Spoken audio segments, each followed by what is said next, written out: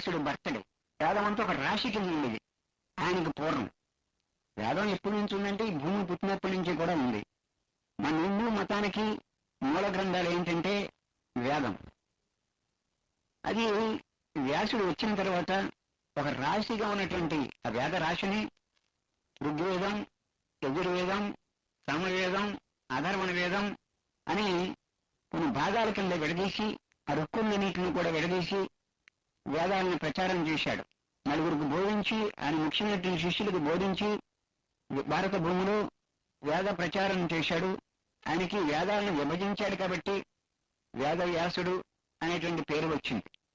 ఇది మన కృష్ణాష్టమి, శ్రీరామనవమి, రమణ జయంతి, శంకర జయంతి అని మనం ఎలా చేసుకుంటున్నామో ఈ గురు పూర్ణిమ అనేది వ్యాసుడి యొక్క జయంతి. మొదటి గురువు ఎవరంటే సృష్టికి నారాయణుడు. అంటే వ్యాసుడికి నారాయణుడికి ఉన్నటువంటి భేదం ఏంటంటే భేదం ఏమీ లేదు. ఆ నారాయణుడు వ్యాసుడిగా వచ్చాడు. ఆ నారాయణుడి యొక్క అంశే. కానీ తేడా ఒక్క చోట మటుకు తేడా ఉంది. ఆయనకి 4 చేతులు ఉంటే ఈయనకు 2 చేతులు ఉన్నాయి, కానీ అంతకంటే పెద్ద తేడా లేదన్నారు పెద్దలు. ఆయనే మహాభారతం రచన చేశారు.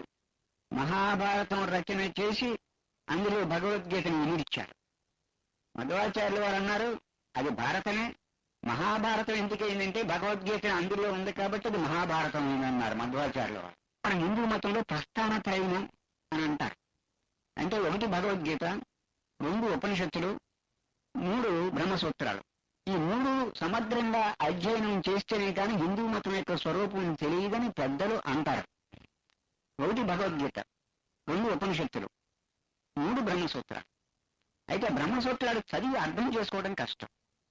వ్యాఖ్యానం చదివినా అర్థం కాదు. ఒక ఆత్మజ్ఞానం గురించే వేదంలో చెప్పారని అనుకోకుండా సమస్త విషయాలు పెళ్లి ఎలా జరగాలో, ఇప్పుడు మనకి శుభ కార్యక్రమాల్లో అశుభ కార్యక్రమాల్లో జరిగే మంత్రాలన్నీ వేదంలో అయ్యాయి. చాలాసార్లు చాలా మంది ఏమనుకుంటారంటే వేదంలో ఒక ఆధ్యాత్మిక విద్య, ఆత్మ విద్య చెప్పారేమో, మిగతా ఏమీ లేదేమో. సమస్త విషయాలు చెప్పారు. అర్థశాస్త్రం చెప్పారు, ఉరి విద్య చెప్పారు, యుద్ధం ఎలా చేయాలో చెప్పారు, డబ్బు ఎలా సంపాదించాలో చెప్పారు, ఆ సంపాదించిన డబ్బు ఎలా వినియోగించాలో చెప్పారు, యుద్ధం ఎలా నేర్చుకోవాలో, యుద్ధంలోకి వెళ్ళినప్పుడు ఎంత ధైర్యంగా పోరాడాలో, ఎంత ఖరీదు ఉండాలో అని సమస్త విషయాలు, ఇల్లు ఎలా కట్టుకోవాలో, జీవితం ఏ రకంగా జీవించాలో, ఇలా సమస్త విషయాలు, భౌతిక విషయాలు, ఆధ్యాత్మిక విషయాలు అన్ని వేదంలో చెప్పారు. కానీ చాలా మంది ఏమనుకుంటారంటే కేవలం ఆత్మజ్ఞానం గురించే చెప్పారేమో అనుకుంటారు. కానీ ఆ వేదంలో అనేక విషయాలు చెప్పి ఆ వేదాల యొక్క చివరి భాగంలో ఉపనిషత్తులు ఉన్నాయి. ఆ ఉపనిషత్తులు ఉన్న సారాన్ని మన వాళ్ళు వేదాంతము అని పిలుస్తారంటే అంతకంటే ఏం లేదు. వేదాంతం అంటే వేదముల యొక్క అంతములో ఉన్నటువంటి ఉపనిషత్తుల్లో చెప్పబడినటువంటి సారాన్ని వేదాంతము అని పిలుస్తారు. అది మీకు అర్థం చేసుకోవడానికి వివరంగా ఉంటుందని చెప్తున్నాను. భారతీయ సాహిత్యాన్ని క్రియేట్ చేసిన వాడు, భారతీయ సాహిత్యాన్ని ఈ రోజున ఈ రూపంలో ఉండటానికి కారణం ఆయన వ్యాసుడే కారణం. ఆయన ఎంతో సాహిత్యాన్ని క్రియేట్ చేశాడు. వేదవ్యాసుడు పురాణాలు రాశాడు, కావ్యాలు రాశాడు, బ్రహ్మసూత్రాలు రాశాడు, ఇంకా అనేకం ఆయన రచనలో అనేక రచనలు ఉన్నాయి. ఆయన పొయెట్టు, రైటరు, థింకరు, సమస్తమే ఆయన మెదడులో వికసించని భాగం లేదు. ఆయన భారతం రాసి ఒక మాట చెప్పాడు వ్యాసుడు, ఈ భారతంలో లేని విషయం లోకంలో ఎక్కడా లేదన్నాడు. మీరు భారతం కనుక చదివితే వ్యాసుడు ఏమని చెప్పాడంటే భారతంలో లేని విషయం లోకంలో ఎక్కడా లేదు. అంటే ఏంటి, భారతం కనుక మీరు చక్కగా అధ్యయనం చేస్తే లోకంలో అన్ని విషయాలు తెలుస్తాయి. ఒక్కో మనిషి స్వభావం ఒక రకంగా ఉంటుంది, అసూయ ఏ విధంగా ఉంటుంది, అయితే మరొకటి ఈ గుణాలు, మనిషి యొక్క గుణాలు ఎలా ఉంటాయి, ఏ విధంగా మంచి స్నేహాలు చేస్తే వాడు ఎలా బాగుపడతాడు, చెడు స్నేహాలు చేస్తే ఎలా పాడైపోతాడు, స్వతసిద్ధంగా మంచి మనిషి కూడా డేటా కంపెనీ వల్ల ఏ విధంగా అయితే పాడైపోతాడు, ఇటువంటి విషయాలు అనేక విషయాలు భారతంలో చెప్పబడ్డాయి. భారతం అంటే కేవలము కౌరవ పాండవుల మధ్య యుద్ధం మాత్రమే అనుకోకండి. మన హ్యూమన్ మైండ్కి మనం బాగుపడటానికి ఎన్నో విషయాలు భారతంలో వ్యాసుడు వాళ్ళని అక్కడ ఆ పాండవుల్ని కౌరవుల్ని ఉరికి నెపంగా పెట్టుకుని అనేక మంచి విషయాలు భారతంలో చెప్పాడు. అంటే భారతంలో లేని విషయం లోకంలో ఎక్కడా లేదు అని చెప్పాడు. ఆ భారతంలో ఒక భాగం భగవద్గీత. భారతదేశంలో మన హిందూ మతంలో అనేక సాంప్రదాయాలు ఉన్నాయి. వైష్ణవులు ఉన్నారు, శాక్తేయులు ఉన్నారు, శైవులు ఉన్నారు, అద్వైతులు ఉన్నారు, ఇంకా రకరకాల బ్రాంచెస్ ఉన్నాయి మన హిందూ మతంలో. ఈ హిందూ మతంలో అనేక బ్రాంచెస్ ఉన్నాయి కాబట్టి ఇది ఎవరు ఏ శాఖలో ఉన్నా, ఎవరు ఏ మతంలో ఉన్నా, ఎవరు ఏ ప్రాంతంలో ఉన్నా, ఈ వ్యాసుడు పుట్టినరోజుని మన పూర్వీకులు ఎలా నిర్ణయించారంటే, వ్యాసుడు పుట్టిన రోజుని ఎవరి గురువుని వారిని ఆరాధించు, సంవత్సరానికి ఒక్కరోజైనా ఎవరి గురువుని వారు ఆరాధించుకోమని, గురువు పట్ల వారికి ఉన్న కృతజ్ఞత తెలియపరచుకోవడం కోసం 365 రోజులు మీరు చేయకపోయినా కనీసం ఒక్కరోజైనా గురువు పట్ల మీ ప్రేమను ప్రకటించాలని చెప్పడానికి మన పెద్దలు ఎవరి గురువును వారిని గౌరవించకుండా అని చెప్పడానికి మన పూర్వీకులు, మన పెద్దలు వ్యాస పూర్ణిమని గురు పూర్ణిమగా నిర్ణయించారు. అంటే వ్యాస పూర్ణిమే గురు పూర్ణిమ. రాముడు అవతార పురుషుడు. ఆయన కూడా ఈ సాంప్రదాయం నిలబెట్టడం కోసం, గురు శిష్య సాంప్రదాయం నిలబెట్టడం కోసం ఆయన కూడా గురువు దగ్గరికి వెళ్ళారు, వశిష్ఠుడి దగ్గరికి. అలాగే కృష్ణుడు కూడా అవతార పురుషుడు. ఆయనకి మామూలుగా బాహ్యంగా గురువు అక్కర్లేదు, కానీ ఆయన కూడా గురువు దగ్గరికి వెళ్ళాడు, వారు కృష్ణుడు కూడా. అలాగే శంకరుడు కూడా, ఆదిశంకరాచార్యులు వారు కూడా గురువు అక్కర్లేదు, శంకరుడి యొక్క అంశ. అంటే ఆయన కూడా గురువు అక్కర్లేదు, ఆయన కూడా గురువు దగ్గరికి వెళ్ళాడు. అంటే ఒక సాంప్రదాయాన్ని నిలబెట్టడం కోసం, ఒక క్రమశిక్షణ నిలబెట్టడం కోసం. అంటే వాళ్ళు స్వతసిద్ధంగా అసలు బోరన్ జీనియస్ వాళ్ళు.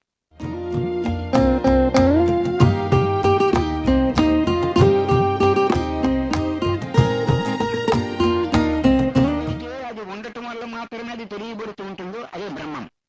దాన్ని మనం బ్రహ్మం అని పిలుస్తున్నాం. అదే ఆ బ్రహ్మం ఎవరో కాదు, అందరిలోనూ ఉంది, అంతటిగా ఉంది. అది మనం అయి ఉన్నాం. అయితే అది మనం అయి ఉన్నామంటే అది మనకి ఎందుకు తెలియటం లేదంటే మన మనస్సులో ఉన్న దోషాలు కారణం. గురువు అంటే ఆత్మే, గురువు అంటే ఆత్మది మీ హృదయంలో ఉంటుంది కదా. అది మీకు ఎరుకబట్టడానికి ఏ బలహీనత, ఏ లోపం, ఏ దోషం మీకు అడ్డొస్తుందో, లోపల ఉన్న వస్తువు తెలుస్తూ ఉంటే దాన్ని రిమూవ్ చేయడానికి ప్రయత్నం చేస్తాడు. ఆడే ఒక రూపం ధరించి బాహ్యంగా కాళ్ళు చేతులు తొడుక్కుని, అది బోధించడానికి ఒక నోరు ఉండాలి కాబట్టి ఆ వస్తువే కాళ్ళు చేతులు తొడుక్కుని ఒక నోరు వేసుకుని బయటకి ఏదో నేను బోధించినట్టు నటిస్తూ నేను అనుగ్రహించి చూపు ద్వారా, చేత ద్వారా, మాట ద్వారా, నడక ద్వారా ఏదో అనేక రకాలుగా ఎటు చూసిన అవసరమే. గురువు యొక్క కోపం కూడా గురువు అనుగ్రహమే అని తెలిసిన వాళ్ళు ఆ ధన్యులు, అదృష్టవంతులు. ఏదో రకంగా మనిషిని ఒక పలకరించడం ద్వారానో, చూడటం ద్వారానో, లేకపోతే మరొక రకంగానో అనుగ్రహించడానికి చూస్తాడు. అనుగ్రహించడం ఏంటంటే ఒక విషయం మీరు గ్రహించుకోండి, మనకి ఏది మంచిదో మనకంటే ఎక్కువ గురువుకు తెలుసు, మనకంటే ఎక్కువ ఈశ్వరుడికి తెలుసు. ఎవరో ఇతరుల మాట అటుంచండి, మనకి ఏది మంచిదో మనకంటే ఎక్కువ మన గురువుకి తెలుసు, మనకంటే ఎక్కువ ఈశ్వరుడికి తెలుసు. అంటే ఎవడైతే తన భారాన్ని ఈశ్వర శిరస్సు మీద ఊహించి జీవిస్తున్నాడో వాడు ఈశ్వర స్వరూపాన్ని పొందుతాడు.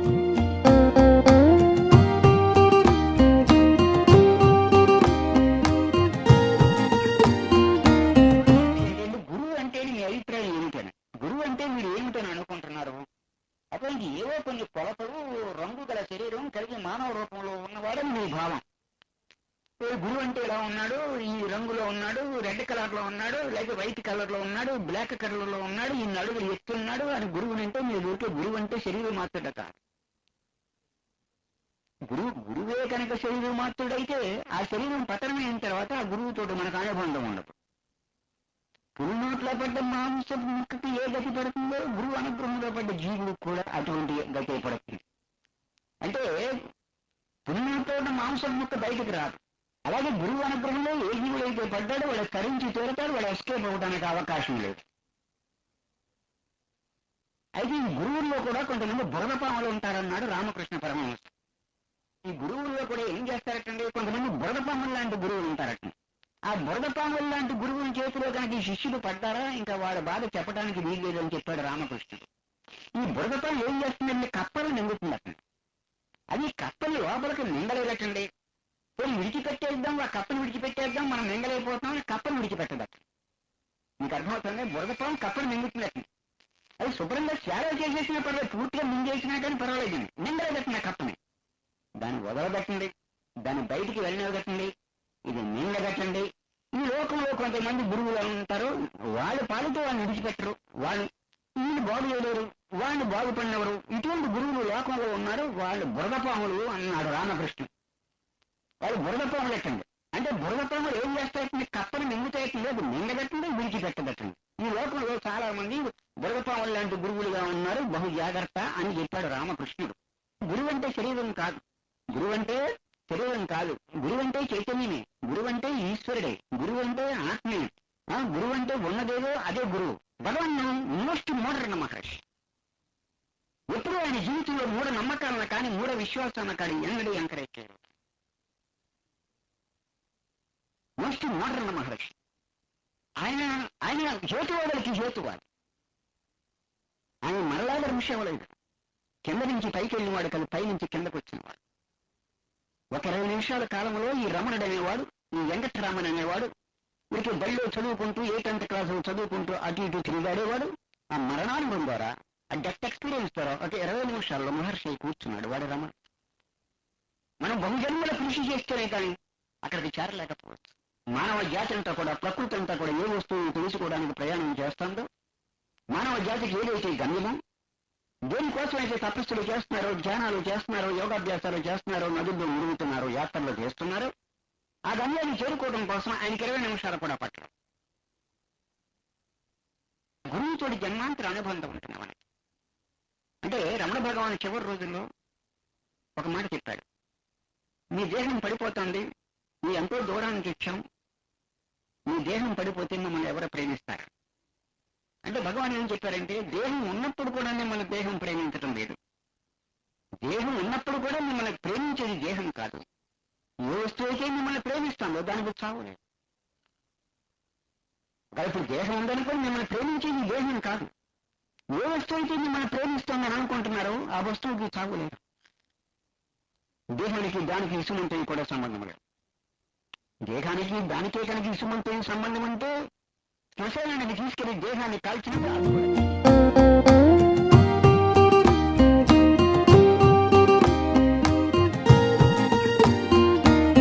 సామ్రాజ్యానికి నువ్వు అధిపతి అయ్యే వరకు, నువ్వు ఏ జన్మలో ఎక్కడి శరీరం మరణించిన తర్వాత నువ్వు వాసన అనుగుణంగా నువ్వు ఏ శరీరాన్ని ధరించినప్పటికీ నిన్ను వెంటాడుతూ ఉంటాడు. అడవిలో వేటగాడు జంతువులు ఏ విధంగా అయితే వెంటాడుతూ ఉంటాడు, అదేవిధంగా ఆ గురువుతో అనుబంధం చూసి నువ్వు ఎక్కడున్నా, నువ్వు ఏ కుటుంబంలో జన్మించినప్పుడు, ఏ ప్రాంతంలో జన్మించినప్పటికీ నిన్ను వెంటాడి నీ స్వరూపం నీకు తెలిసిన వరకు వెంటాడుతూ ఉంటాడు వాడు గురువు. అంటే గురువు అడ్రస్ మనకు తెలియపోయిన మన అడ్రస్ గురువు తెలుస్తూ ఉంటాయి. కొన్ని జన్మల గురువుతో అనుబంధం కలిగిన తర్వాత ఆ గురువు యొక్క టీచింగ్ మనం వెనగా శ్రవణం చేయడం కూడా భక్తే. మీరు వింటే సరిపోతుందని కొంతమంది అంటూ ఉంటారు. వినటం కూడా భక్తే. ఎంతో కొంత భక్తి లేకపోతే వింటారా? వినరు. అంటే శ్రవణం చేయటం కూడా ఒక భక్తే. మీరు ఫండమెంటల్ గా శ్రవణం చెయ్యాలి. వింటే సరిపోతుందని కొంతమంది లౌకికులు అంటారు. లౌకికులతో స్నేహం చాలా ప్రమాదం. ఇటువంటి మాటలు చెప్తా ఉంటారు, వింటే సరిపోతుందా అని. వినకుండా ఎలా తెలుస్తుంది? అసలు వింటేనే సబ్జెక్ట్ మనకు అర్థం కావటం లేదు. వింటేనే అర్థం కాదు, ఇప్పుడు వినకుండా ఎలా తెలుస్తుంది? దీపాలు ఉన్నప్పుడే చదువుకోమంటే చదువుకొని విద్యార్థి దీపాలు ఆరిపోయిన తర్వాత ఎలా చదువుకుంటాడు?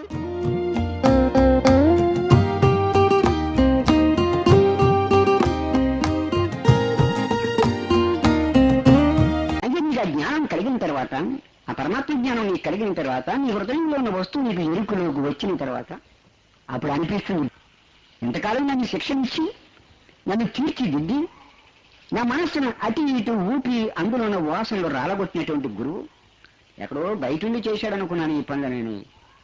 ఇంతకాలం బయట కనిపించిన గురువు ఎక్కడే ఉన్నాడు, నా కూడా ఉన్నాడు, నా లోపల ఉన్నాడు, నా బయట ఉన్నాడు, నా కుడి పక్కన ఉన్నాడు, నా ఎడం పక్కన ఉన్నాడు. ఈ జన్మ నుంచి తరువుకు వస్తున్నటువంటి గురువు ఎవడో బయట లేడు, వాడు ఎక్కడ ఉన్నాడు, హృదయంలో ఉన్నాయి. వీడే గురువు కింద నాకు కనిపించాడన్న సంగతి నీకు అనుభవం అయిన తర్వాత తెలుస్తుంది. ఏం లేదండి, ఈ సాధనలో మీరు ఒకటి జ్ఞాపకం పెట్టుకోండి. మనం సాధన అంటే మీరు కంగారు పడకని, సాధన అంటే ప్రయత్నం. మన బిహేవియర్ ఇంపర్సనల్ గా ఉంటే, ఇంటెలిజెంట్ బిహేవియర్ అయితే వస్తువు ఎరుగులోకి వస్తుంది. అంటే మనం చేత్తోడి చేసే పని మన దేహ భావన పెంచుకోవడం. ఇది గుర్తుపెట్టుకోండి. మీకు అందరికీ జ్ఞానం వచ్చేస్తుంది, ఇప్పుడే వచ్చేస్తుంది.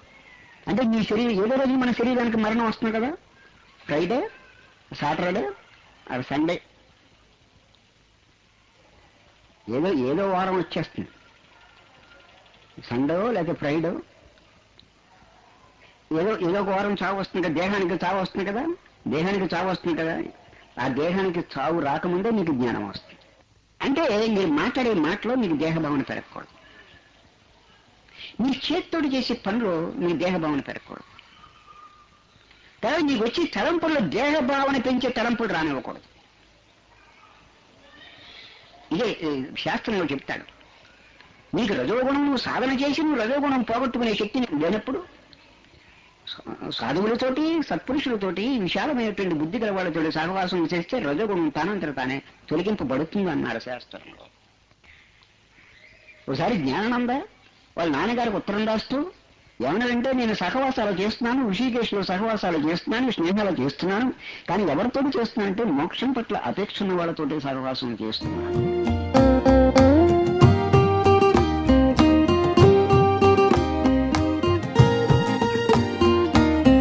ఏం చేస్తాడు? నీతోటి మాట్లాడుతూ ఉంటాడు, నీతో తిరుగుతూ ఉంటాడు, నీతోటి మాట్లాడుతూ ఉంటాడు, నీకు స్నేహితుడిలాగా ఉన్నట్టు ఉంటాడు. కానీ నీ బలహీనతలేంటో నీకు తెలియవు. అది గురువు చూస్తూ ఉంటాడు. గురువు చూస్తూ ఉంటాడు. నీకు తెలియని బలహీనతలు నీ మెదడుకి తెలిసేటట్టు చేసి, ఆ బలహీనత నీకు ఉందన్న సంగతి నీకు తెలియజేసి, నువ్వేదో సాధన చేస్తూ ఆయన సాధన చేస్తాడు, ఆయన పచ్చిం చేస్తాడు, నువ్వేదో సాధన చేస్తున్నట్టు నీ చేత నటింపజేసి ఆ వీక్నెస్ అని బలహీనతను తీస్తాడు బయటికి. వాడి గురువు. పిల్లలు చనిపోయి తాగేటప్పుడు తల్లిని పచ్చిం చేస్తుంటారు ఆ పిల్లల కోసం పాపం. అలా గురువు అంటే వాడు అంటే నీకోసం వాడు గురువు వాడు చేస్తూ ఉంటాడు, పచ్చిం చేస్తుంటాడు, వాడు నడుస్తూ ఉంటాడు, నీతో నడుస్తూ ఉంటాడు, నీతో మాట్లాడుతూ ఉంటాడు, నీలాగే కనిపిస్తూ ఉంటాడు వాడు. ఆ కృష్ణుడి విశ్వరూపం దర్శించే వరకు ఎన్నాడు చూసినా నువ్వు నన్ను మా బావే అనుకున్నాను, ఇప్పుడు తెలుస్తాను నువ్వు దేవుడు అన్న సంగతి అన్నాడు అర్జునుడు కృష్ణుడు. ఎంతకాలం నా కూడా తిరుగుతున్నావు కాబట్టి, నాలాగానే ఉన్నావు కాబట్టి మా బావే అనుకున్నాను, కానీ నువ్వు దేవుడు అని అనుకోలేదు. మా బావే అనే ఉద్దేశం మీద చాలా మాటలు మాట్లాడాను, నేను అన్ని అపచారం కలిగే మాటలు మాట్లాడి నన్ను క్షమించి ఆశీర్వదించు అన్నాడు. అంటే గురువు ఏం చేస్తాడంటే, ఏ హేతువులైతే మీకు పునర్జన్మ కలిగజేసే ఏ హేతువులైతే ఉన్నాయో మీకు లేవని మీరు అనుకుంటారు, అవి ఏం చేస్తాడంటే మిమ్మల్ని చెడుకుతాడు. లోపల ఇప్పుడు మనం చెరువులో గడ్డేస్తే లోపల మట్టి బయటకు వస్తుంది, బురద అవుతుంది చూశారు. అంటే ఏ బలహీనతలు మీకున్నాయో ఆ బలహీనతలను తెలుగుతూ ఉంటాడు. ఆ కెలికి మీ మెదడుకి తెలియజేసి ఆ బలహీనత ఉన్నట్టు మీకు అర్థమయ్యేటట్టు చేసి దాన్ని తొలగించుకోవాలని ప్రయత్నం మీ చేత చేయించి, ఎంత ఊరిక ఒంపు కోసం, ఏదో సాకు కోసం. మీకు అర్థమవుతుందా? మీ చేత ఎంతో కొంత సాధన చేస్తున్నట్టుగా నటింపజేసి దాన్ని సర్జరీ చేసి ఆపరేషన్ చేసి ఆ బలహీనతను తీసేస్తాడు వాడు గురువు. చలంగారు అన్నారు, నా హృదయంలో నేను తీసుకోవాల్సిన రాళ్ళు ఏవో తీసేసుకున్నాను, కానీ నా చేత్తోడు నేను తీసుకుని బయటపడేయటానికి సాధ్యం కాని బరువైన రాళ్ళు కూడా నా హృదయంలో ఉన్నాయి భగవాన్. నా చేత్తోడు తీసుకోగల రాళ్ళు తీసేసుకున్నాను, కానీ నా ఒక్క చేత్తోడు తీసి బయట పడవేయగల రాళ్ళు, అంతకంటే బరువైన రాళ్ళు నా హృదయంలో ఉన్నాయి. నీ సహకారం లేకుండా, నీ అనుగ్రహం లేకుండా ఆ బరువైన రాళ్ళు నేను తీయలేను. నీ అనుగ్రహించి ఆ బరువైన రాయి నీ సహకారంతో నేను తీయాలవయ్యా. నీ అనుగ్రహం లేకపోతే నా తెలివి వల్ల నా ప్రయత్నం వల్ల సాధ్యం కాదు.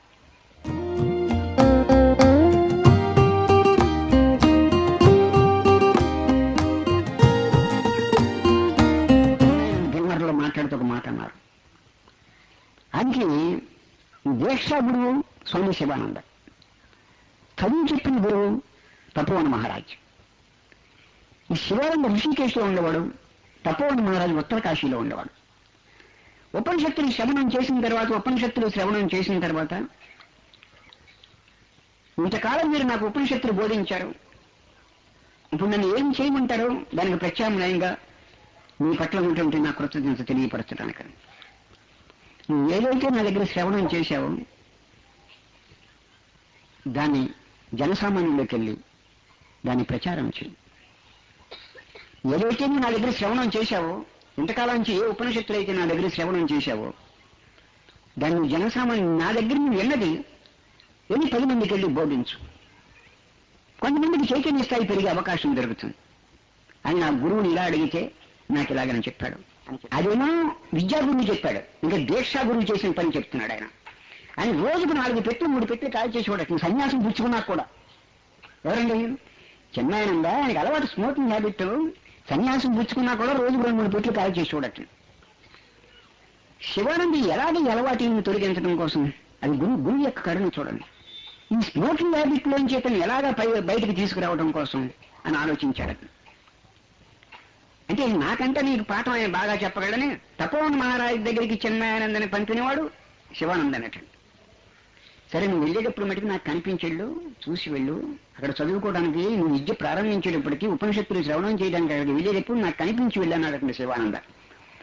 అంటే భగవద్గీత ఎన్నిసార్లు పారాయణం చేసినా సిగరెట్ కాల్చే అలవాట్లోంచి చిన్నాయనంద బయటకు రాలేకపోతున్నాడు. అది ఇక్కడ భగవద్గీత పారాయణం చేస్తున్నాడు, ఆయనకి ఇష్టదేవత కృష్ణుడు. చిన్నానందుడికి ఫేవరెట్ గాడ్ ఎవరంటే కృష్ణుడు. ఆ కృష్ణుడిని ఉపాసన చేస్తున్నాడు, భగవద్గీత చదువుతున్నాడు. ఈ చిన్న హ్యాబిట్లోంచి బయటకు రాలేకపోతున్నాడు. చూసారు, గురువు అనుగ్రహం లేకపోతే ఈ చిన్న అలవాట్లోంచి కూడా బయటకు రాలేదు. అప్పుడు ఏం చేశాడు, నువ్వు వెళ్ళేటప్పుడు ఉత్తరకాశి వెళ్ళేటప్పుడు నాకు కనిపించి వెళ్ళు అన్నాడట. సరే ఈయన ఏం చేశాడు, మంచి మంచి సిగరెట్ పెట్లు, ఓ 25 సిగరెట్ పెట్లు కొన్నాడట. మంచి మంచి గోల్డ్ ఫ్లాక్ మంచి మంచి ఉంటాయి కదండి. చూసే పెళ్లికి ప్రెజెంటేషన్ ఇస్తారు చూడండి, అలా ప్రెజెంటేషన్ రంగురంగుల కాగితాలతోటి దాన్ని మూట కట్టేశాడు ఈ 25 సిగరెట్ పెట్లు. ఎవరు? శివానంద. రంగురంగుల కాగితాలతో మన ప్రెజెంటేషన్ ఇస్తాం చూడండి, అలా లోపల సిగరెట్ పెట్లు తెలియకుండా బయట ఒక పైన కాగితం 5-6 కాగితాలతో కలర్ పేపర్స్ తోటి దాన్ని ప్యాక్ చేసి దాన్ని అందంగా ప్యాక్ చేసి ఉంచాడు. ఇది ప్యాక్ చేసి ఉంచాడు. వెళ్ళి నేను ఉత్తరకాశీ వెళుతున్నానని చెప్పడానికి వచ్చాడు చిన్నానంద. అంటే గురువు అనుగ్రహం ఎలా ఉంటుందో నేను చెబుతున్నాను. సరే ఈ చేతిలో పెట్టాడు. ఏదండి ఈ సిగరెట్ పెట్లు ప్యాకెట్, ఆ పెద్ద ప్యాకెట్ ఆయన శివానంద చిన్నానంద చేతిలో పెట్టాడు. చేతిలో పెడితే ఆయన ఏమనుకున్నట్టు, దారిలో మనం ఇబ్బంది పడకుండా స్వీట్లు ఇచ్చాడేమో అనుకున్నాడు.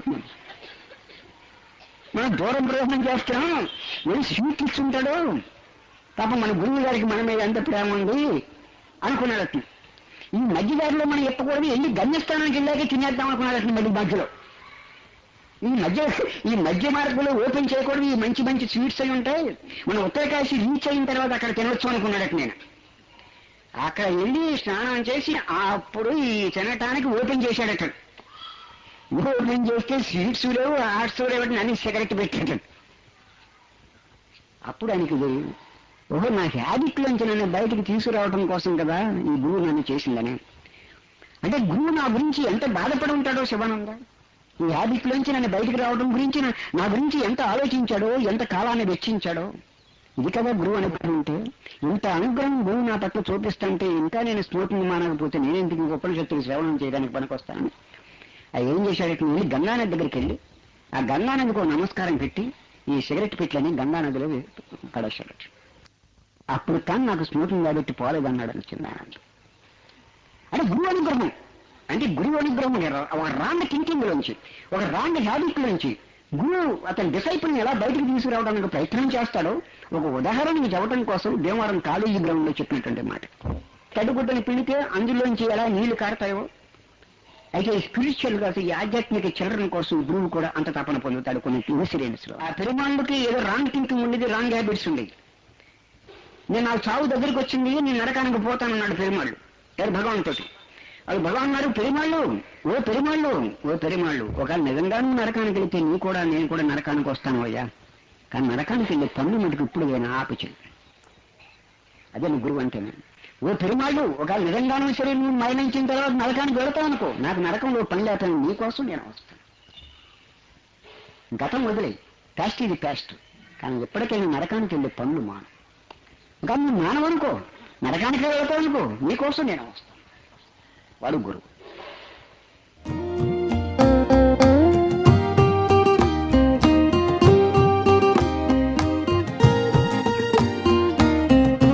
అన్ని ప్రేమల కంటే తల్లి ప్రేమ గొప్పది.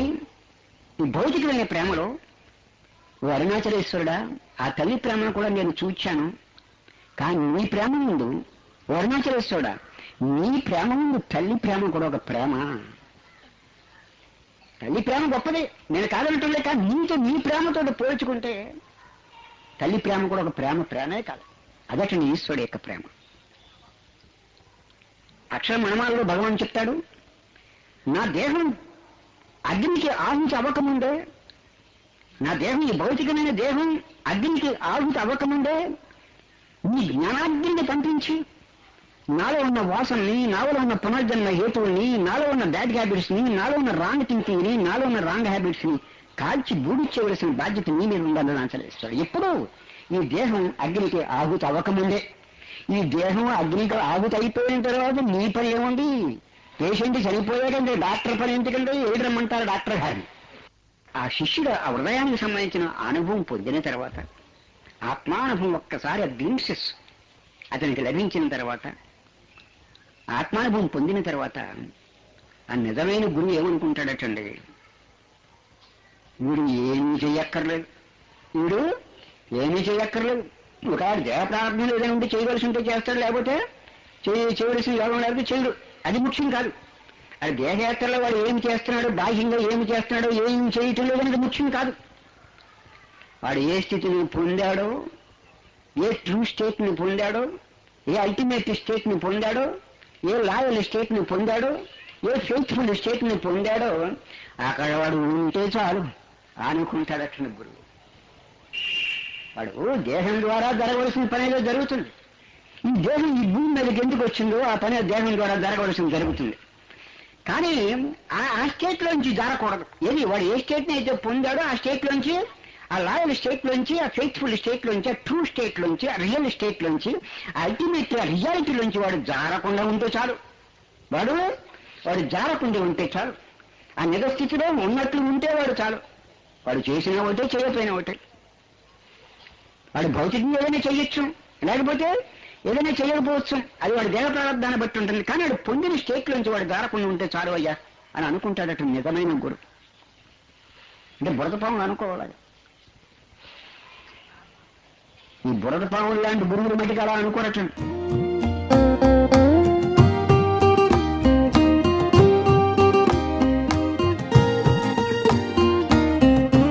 ఎందుకు మిగతా విషయాలను వదిలేండి.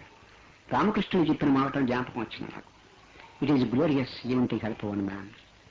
మీ జీవితంలో మీ శరీరానికి మరణం రాకముందే కనీసం ఒక వ్యక్తికైనా సహాయ సహకారాలు అందిస్తాడు చాలు అన్నాడు. కనీసం it is glorious even to help one man. ఎందుచేతంటే ఆ ఒక్క మనిషి కోసం వెళ్ళానని చాలు నాకు అనిపించింది. ఇంగ్లాండ్ యాత్ర అంటే మిగతా విషయాన్ని అటుంచండి, మిగతా దృశ్యాలన్నీ అటుంచండి. నేను బ్రిస్టల్ అక్కడికి సుమారు 125 మంది వచ్చారు. ఆ మీటింగ్ 125, అందరూ యూరోపియన్స్. 125 మంది వచ్చారు. ఒక్క ఇన్సిడెంట్ నా హృదయాన్ని అటు ఇటు కలిపింది. 125 మంది వచ్చారు. స్త్రీలు వచ్చారు, లేడీస్ వచ్చారు, జెంట్లీమెన్ వచ్చారు. సరిగ్గా 5:00 5:00 వచ్చారు. మేము 45 మినిట్స్ మాట్లాడిన తర్వాత వాళ్ళు 45 మినిట్స్ క్వశ్చన్స్ వేశారు. రమణ మహర్షి జ్ఞానం అంటే మీరు ఏం అడగరు. జ్ఞానం అంటే సహజం చేస్తారు. జ్ఞానం అంటే డిఫైన్ చేయమంటారు. ఆడు మనకు మళ్ళీ కాళ్ళు చేతులు ఉన్నాయి. ఆడు మనలాగా అన్నం తింటున్నాడు, వాడు మనలాగా నడుస్తున్నాడు, వాడు మనలాంటి వాడే, వాడి శరీరం కూడా మన శరీరంలాగా మరణించింది. ఇంకా జ్ఞానం అంటే ఏంటి డిఫైన్ చేయమంటారు. సహజం చేస్తారు. సరే, క్వశ్చన్స్ ఆన్సర్ సెషన్ అయిపోయింది.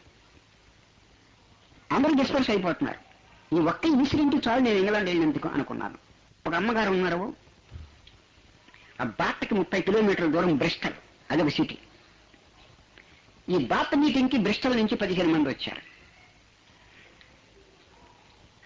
ఈ బాత్ మీటింగ్ కి బ్రిస్టల్ నుంచి 15 మంది వచ్చారు. అందరూ డిస్పర్స్ అయిపోయారు. ఇంకా నన్ను ఆహ్వానించిన వాళ్ళు 2-3 ఉన్నారు.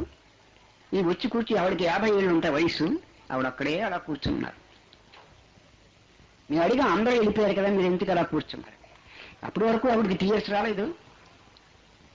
అది దుఃఖం వల్ల కదా, ఆనందం వల్ల వచ్చింది. అది ఆవిడకి టీయర్స్ వచ్చినాయి, కానీ దుఃఖం వల్ల కాదు, బ్లిస్ వల్ల వచ్చినాయి. ఆ టీయర్స్ వచ్చినాయి. ఆవిడకి టీయర్స్ వచ్చినాయి, కన్నీళ్లు కార్చి. ఏంటి విషయం ఏమిటని అడిగాను మేము. అంటే ఆవిడ చెప్పిన మాట ఏంటంటే, నేను చర్చికి వెళుతున్నాను, బైబిల్ చదువుతున్నాను, మీ హిందూ మత గ్రంథాలు కూడా చదువుతున్నాను, 5 సంవత్సరాల నుంచి సాధన చేస్తున్నాను. ఈ 5 సంవత్సరాల నుంచి సాధన చేసి నేను సాధించలేనిది మీ సమక్షంలో 5 నిమిషాల్లో పొందాను. మీ కృతజ్ఞత నేను ఎలా తీర్చుకుంటాను? నేను చర్చికి వెళుతున్నాను, బైబిల్ చదువుతున్నాను. ఎవరైనా పుస్తకాలు తెచ్చి, ఇండియా నుంచి ఎవరైనా పుస్తకాలు తెచ్చిస్తే మీ హిందూ మత గ్రంథాలు కూడా చదువుతున్నాను. నేను 5 సంవత్సరాల నుంచి కష్టపడి సాధించలేనిది మీ సమక్షంలో ఒక 5 నిమిషాల్లో పొందవలసిందిగా నాకు పొందాననిపించింది. మీ కృతజ్ఞత ఎలా తీర్చుకోవాలో నాకు తెలియక ఏడుపు వస్తుంది అని చెప్పడమే కాకుండా ఆవిడ బ్రిస్టల్ వెళ్ళి ఆవిడ గురువుతో చెప్పింది. ఆవిడ గురువే ఇప్పుడు నా మీద పద్యాలు రాసింది ఇంగ్లీష్లో, మళ్ళీ రిట్రీట్కి వచ్చి. నేను ఇంగ్లాండ్ ప్రయాణం ఆ ఒక్క ఇన్సిడెంట్ నాకు చాలు. అప్పుడు రామకృష్ణుని మాట నాకు జ్ఞాపకం వచ్చింది. It is glorious even to help one man. నువ్వు చూపించినటువంటి అంత గొప్ప కరుణకు ప్రత్యామ్నాయంగా నువ్వు నా పట్ల చూపించినటువంటి కంపాషన్, నువ్వు నా పట్ల చూపించినటువంటి మెర్సీ, ఉద్దేశానికి అనుగుణంగా దానికి ప్రత్యామ్నాయంగా నేను మీకు ఏం చేయగలను అని అనిపిస్తుంది. అతను ఎప్పుడున్నా రియలైజేషన్ వచ్చిన తర్వాత గురువు పట్ల అటువంటి భావన కలుగుతున్నట్టు